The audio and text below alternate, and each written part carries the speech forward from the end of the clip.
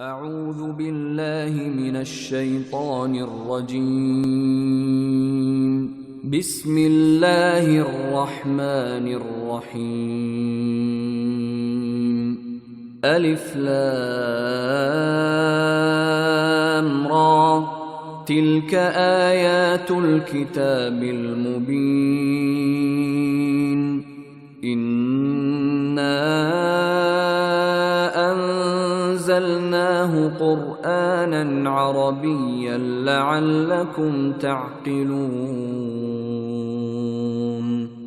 نحن نقص عليك أحسن القصص بما أوحينا إليك هذا القرآن وإن كنت من قبله لمن الغافلين.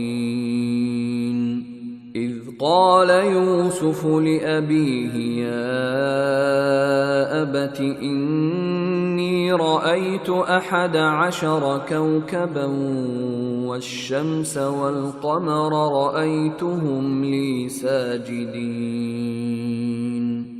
قال يا بني لا تقصص رؤياك على إخوتك فيكيدوا لك كيدا، إن الشيطان للإنسان عدو مبين.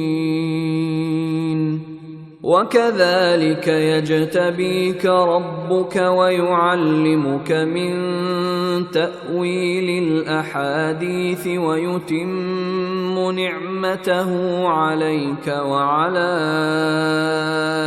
آل يعقوب كما أتمها على أبويك من قبل إبراهيم وإسحاق، إن ربك عليم حكيم.